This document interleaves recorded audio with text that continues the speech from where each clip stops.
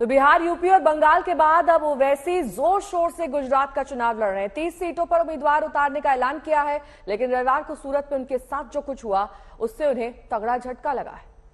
और यहां मुस्लिम युवकों ने ओवैसी को काले झंडे दिखाए और मोदी मोदी के नारे भी लगाए। यानी गुजरात में ओवैसी का वैसा वेलकम नहीं हो रहा है जिसकी वो उम्मीद कर रहे थे।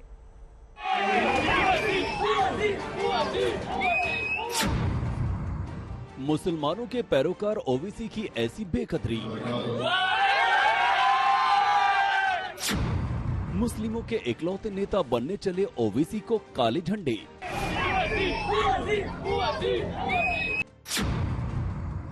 ओवैसी के सामने मोदी मोदी के नारे।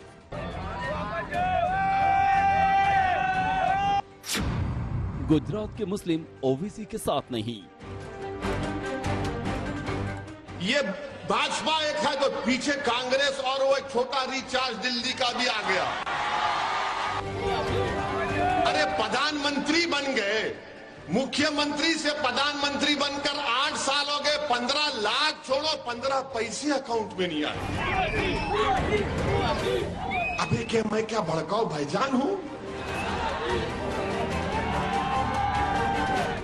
गुजरात में बड़ी उम्मीदों के साथ चुनाव मैदान में उतरे AIMIM के असदुद्दीन ओवैसी की सूरत की कल की रैली की ये तस्वीरें तय हैं कि उनका दिल दुखा गई होंगी। सूरत के लिंबायत में अपने उम्मीदवार के प्रचार के लिए पहुंचे ओवैसी जैसे ही वोटरों से मुखातिब होने के लिए उठे, उनके खिलाफ नारे लगने लगे। एक मुस्लिम बहुल इलाके में ही ओवैसी घिर गए। और खास बात ये कि ओवैसी के खिलाफ नारेबाजी करने वाले भी मुस्लिम युवक ही थे। इनके हाथ में काले झंडे थे और ओवैसी के सामने इन्होंने मोदी मोदी के नारे लगाने शुरू कर दिए।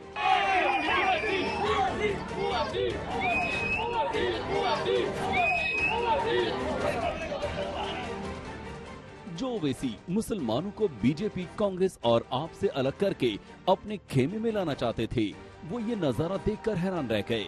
उनके मुंह से जब ये नारेबाजी हो रही थी तब एक शब्द भी नहीं निकला। ओवैसी चुपचाप इन युवकों को नारेबाजी करते देखते रहे। हैरत की बात यह है कि वहां मौजूद लोगों या खुद ओवैसी की पार्टी के कार्यकर्ताओं की भी हिम्मत नहीं हुई कि ओवैसी के आगे मोदी मोदी के नारे लगाते इन युवकों को रोकें। काफी देर तक युवक काले झंडे दिखाकर नारेबाजी करते रहे। ओवैसी के भाषण के दौरान भी ये नारेबाजी जारी रही। मीटिंग के दौरान ओवैसी की पार्टी के उम्मीदवार के बैनर भी जमीन पर गिरे पड़े थे और उन पर लोग खड़े थे।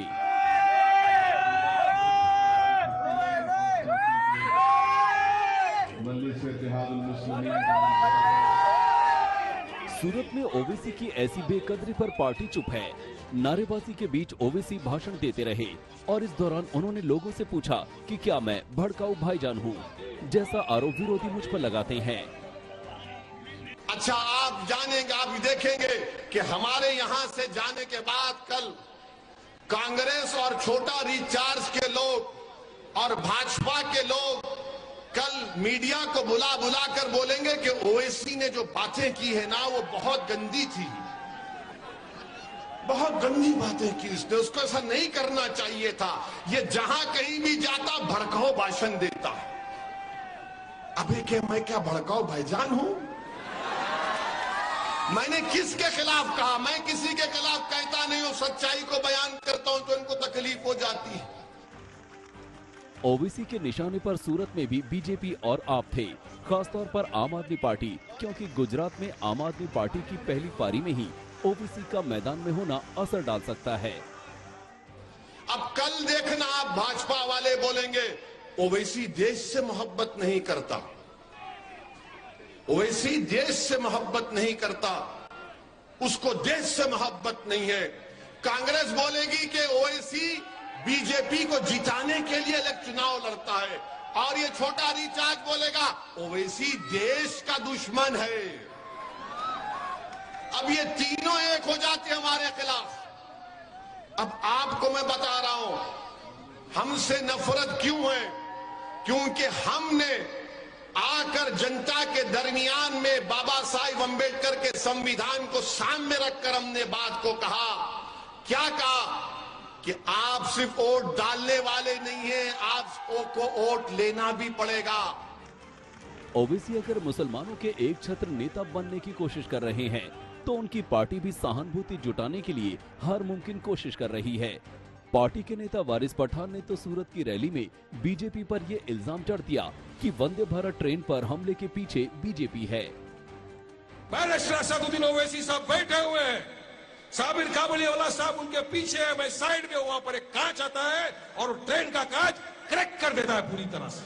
10-15 सेकंड में किसी ने 2 पत्थर लगातार उठा के मार। ओवैसी साहब ट्रेवल कर रहे हैं ना, अरे तुम पत्थर मार लो मोदी जी, तुम आग बरसा दो मोदी जी, लेकिन ये हक की आवाज ना कभी रुकी है ना रुकेगी, ना इंशाअल्लाह ताला कभी रुकेगी। ओवैसी ने सूरत में आर्थिक आरक्षण से लेकर तमाम मुद्दों को छुआ, लेकिन उनके इस विरोध ने सवाल छोड़ दिया कि क्या यूपी की तरह गुजरात में उनको जमीन तलाशने के लिए अभी काफी मशक्कत करनी पड़ेगी।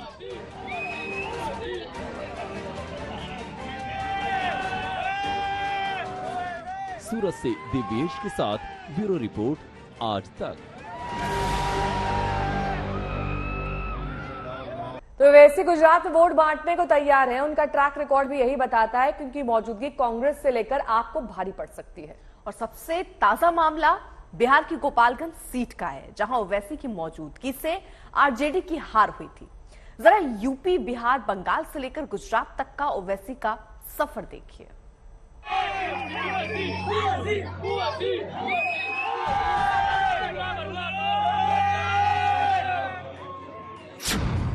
क्या विपक्ष के लिए ओवैसी ब्रेकर हैं?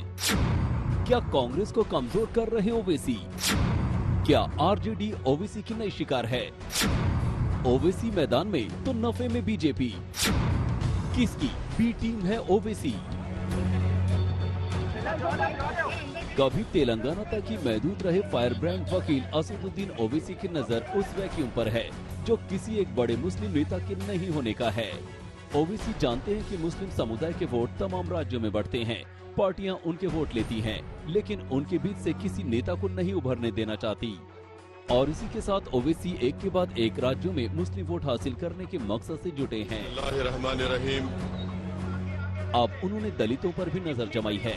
सूरत की ये तस्वीर देखिए, जहां उनके हाथ में अंबेडकर की तस्वीर है। लेकिन अहम ये है कि बीजेपी को छोड़कर ओवैसी ने कहा कि इस पार्टी को नुकसान पहुंचाया। ओवैसी की सबसे ताजा शिकार आरजेडी रही, जो गोपालगंज की सीट नहीं जीत पाई क्योंकि ओवैसी ने वोट काट दिए। मीम अफजल से सुनिए कि विपक्षी पार्टियां कैसे ओवैसी से नुकसान झेल रही हैं।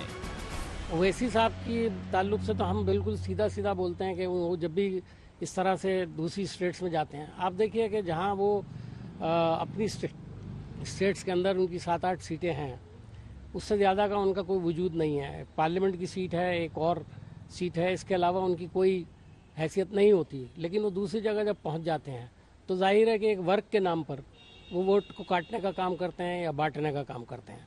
इसीलिए हम कहते हैं कि वो भारतीय जनता पार्टी को हमेशा मददगार साबित होते हैं, और यहाँ साबित हो गया गोपालगंज में।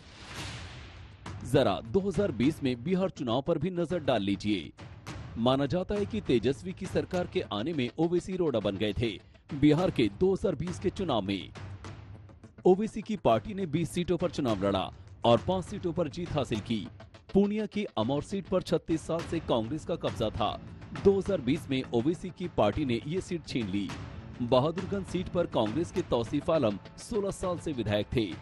2020 में AIMIM ने कब्जा जमा लिया। अब जरा बंगाल चुनाव पर नजर डालते हैं। ममता यह चुनाव तो जीत गई, लेकिन ओवैसी ने वोट काटे। बंगाल में ओवैसी ने 7 सीटों पर उम्मीदवार उतारे थे और नजर में सिर्फ और सिर्फ मुस्लिम सीटें थी। यूपी चुनाव में भी ओवैसी वोट कटवा साबित हुए और कई जगह सपा को नुकसान पहुंचाया। यूपी जैसे बड़े राज्य में ओवैसी को 0.5% वोट हासिल हुए। बिजनौर, नकुड़, फिरोजाबाद, मुरादाबाद, जौनपुर जैसी मुस्लिम बहुल सीटों पर बीजेपी को ओवैसी के होने का फायदा हुआ। आरजेडी के शिवानंद तो साफ कहते हैं कि अब ओवैसी को लेकर सतर्क रहेंगे। ओवैसी को जो वोट आया, ओवैसी के उम्मीदवार को, मुखिया को 12,000 से ऊपर जो है वोट आया, वो हमारा वोट जो है नुकसान हुआ। इस बात को हम कबूल करते हैं। इतना एक्सपेक्ट हम लोग नहीं कर रहे थे। हम लोगों को अंदाज था कि 2000, 3000, 4000 के अंदर जो है वो ओवैसी के उम्मीदवार जो है सिमट जाएंगे, लेकिन उनको 12000 वोट मिलेगा, ये इसकी उम्मीद हम लोगों को नहीं थी। इसके बारे में हम लोग दिखवाते हैं क्या हुआ, कैसे हुआ, और उस पर हम लोग आगे सतर्क रहेंगे। ये हमको भी वैसे ये मिला। और अब ओवैसी गुजरात के मैदान में है और आप से लेकर कांग्रेस में बेचैनी है। जाहिर तौर पर ओवैसी ने कांग्रेस से लेकर आप और आरजेडी से लेकर एसपी तक की नींद उड़ा दी है। ब्यूरो रिपोर्ट, आज तक।